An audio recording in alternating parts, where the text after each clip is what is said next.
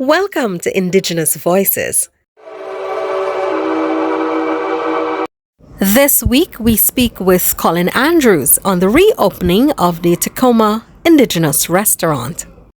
This time around, we decided I had to make that decision, as I've said. It's either I would have had other businesses, and I said, you know what, this is all my life. This is what I always wanted to do. This is what I've been doing, and I'm not boasting about myself, but I think I can do what it takes to deliver satisfaction to my customers. If you ask any customer who has sampled Colin's food, they will tell you it's incredible. What inspired you to start this business? Okay, first of all, I'm a lover of indigenous foods, and that is a Tuma. I have always been part and parcel of this whole Tuma thing. Um, when I first visited Moraikabai, when I went back to Moraikabai, my grandmother was making this thing, and I had it. And this is a couple of years ago. This is like in the 70s, and I remember I was craving for this thing, and like I started eating it every day, and it became one of my favorite. So when I moved back to Georgetown, I used to always have this need for this too. So it would have been arranged that my mom would send a bottle so that I can do my cooking, and then I would invite a few friends, and when I invite a few friends, more friends come. So I saw people were like more or less wanting this tumor but not knowing how to get it, and that's how the idea developed actually. Okay. That's how it developed, and I said, you know what, we may have people doing a little tumor now and then here and there, but what if I can serve the public with this thing, because we have a lot of indigenous people now around, Yes. in the city. Yes. And like myself, I guess, they too might be craving for this too. Absolutely. And the idea was born from that. So I discussed it with my kids back then. When we started here, we saw, yes, that there was a need for the tuma. But unfortunately, that start did not go through as how we would have wanted to. In spite of the challenges, Colin says he knew he would not want to give up. During the COVID, it was terrible because, of Okay. course, we had lots of overhead expenses Yeah. in Waterloo Street, and as much as business was not doing then, we still had to pay our rent and bills and so on.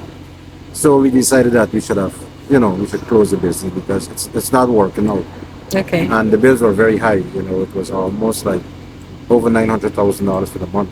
Wow. The team secured a new spot and everything was looking up. But unknown to them, another challenge lurked around the corner.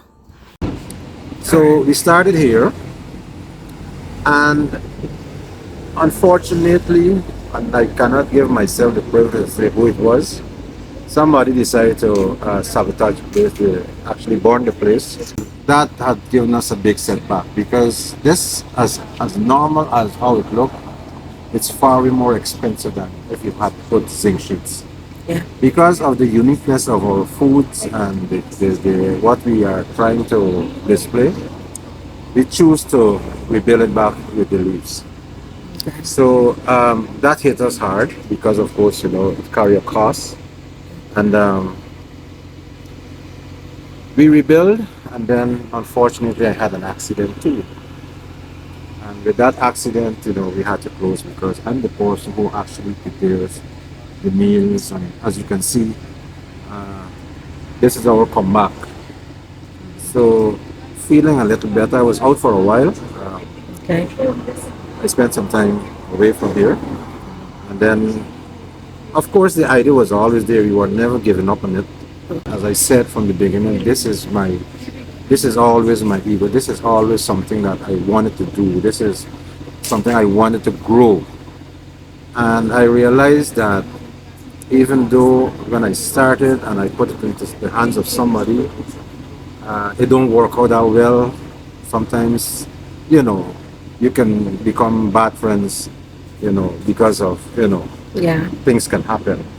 Now Tacoma is back, and this time better than ever, Colin says. But there's much more going on behind the scenes. Behind all of this, it's a chain reaction thing. Everything that you use, concerning the tumor, the sauce and so, it came from the community. And we also buy from not only our community, other communities. We have suppliers and from different areas. And we use all the like wild meats and freshwater fish. That's our this mainly that's our thing. But we also do now. When we restarted, we realized we have to do something on the side because not everybody's into tuma.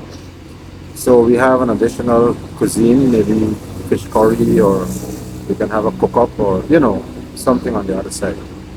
But we would concentrate mostly or more or less on the tuma.